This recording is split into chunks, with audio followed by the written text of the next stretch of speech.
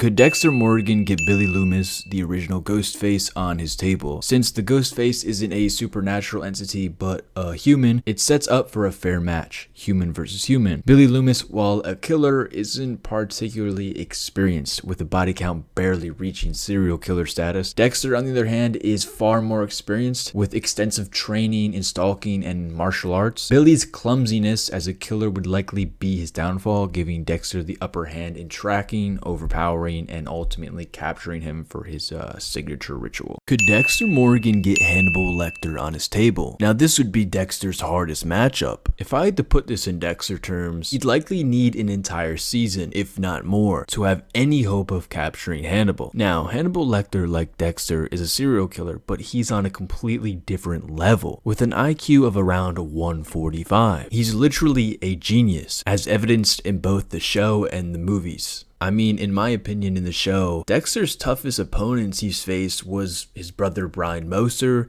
and the Trinity Killer. But even then, Brian Moser only revealed himself because he chose to. And Hannibal is light years away from both of them. So could Dexter really get him on his table? My honest answer is no. Could Dexter Morgan get Patrick Bateman on his table? In American Psycho, the film leaves it to the audience as to whether Patrick actually killed all those people or if it's just all in his head. But for the sake of the scenario, let's assume that he did commit the murders, which would give Dexter the go-ahead to pursue him, as Patrick would fit Dexter's code. Unlike Dexter, Patrick isn't a careful, methodical killer. He acts impulsively, killing first and basically asking questions later. This recklessness would ultimately make him an easy target for Dexter, who could capture him without much trouble. Could Dexter Morgan get Jigsaw, aka John Kramer, on his table? And honestly, I don't think so. So if we compare Dexter Morgan's and John Kramer's motivations for killing, they're strikingly similar. As we all know, Dexter follows a strict code that justifies killing those people who deserve it, like criminals. And John Kramer, though much more brutal in his killings, operates with a similar philosophy. He believes that those who damage or harm others don't deserve a fulfilling life and must be stopped at any cost. And that sounds shockingly close to Dexter's code. And because of these shared values, I think Dexter would ultimately leave him alone. Could Dexter Morgan get Leatherface on his table? Unlike supernatural killers like Freddy Krueger or Jason Voorhees, Leatherface from the Texas Chainsaw Massacre is a mortal human. Standing at 6'7" and wielding a chainsaw like a madman, he's a dangerous cannibalistic force. It would undoubtedly be a tough challenge, but knowing Dexter, it's not impossible. After all, he managed to take down Little Chino, a 6'8" gangbanger. Dexter has a way of making even the most daunting prey meet their fate. As we all know, Leatherface is pretty clumsy, and that could be Dexter's key advantage. While Leatherface is brutal, he's not calculating or precise. Dexter would need to catch him at the perfect moment, slip in close and then inject him with his needle. With the right timing, even someone as fearsome as Leatherface could end up wrapped in plastic on Dexter's table.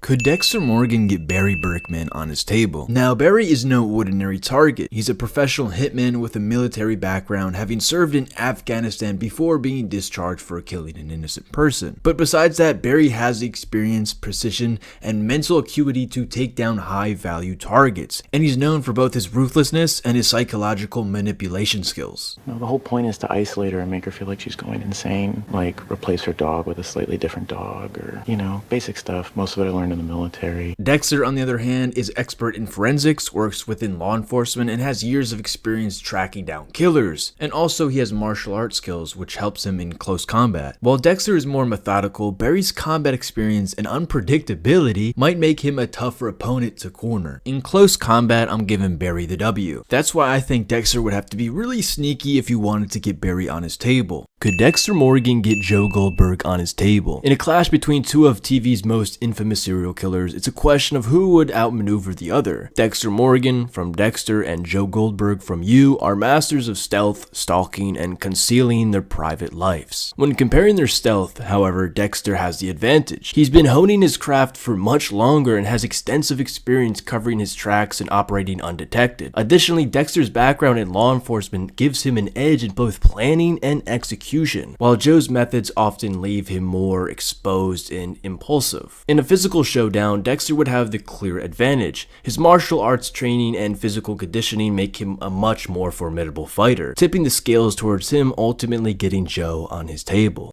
Did you know that the character Dexter Morgan in the hit TV series Dexter was inspired by a real person? His name is Pedro Rodrigues Filho, a Brazilian serial killer and vigilante. Between the ages of 14 and 19, Pedro became infamous for targeting and killing only suspected criminals, just like Dexter Morgan, including an entire gang in retaliation for his pregnant girlfriend's murder. While he was officially convicted of 71 murders, Pedro claimed to have killed over 100 drug dealers, rapists, and murderers. After serving 34 years in prison, he was released in 2007. Though later he was re-imprisoned, he regained his true freedom in 2018 and launched a YouTube channel where he shared his stories from his life and discussed modern crime. Interesting Dexter fact. If you look closely, you might notice Michael C. Hall wearing a wig in the first 5 episodes of season 5. This is because he was diagnosed with cancer while filming the season. Yet he didn't let that stop him from delivering an outstanding performance. And also in that year, he won the award for the best performance by an actor in a television series.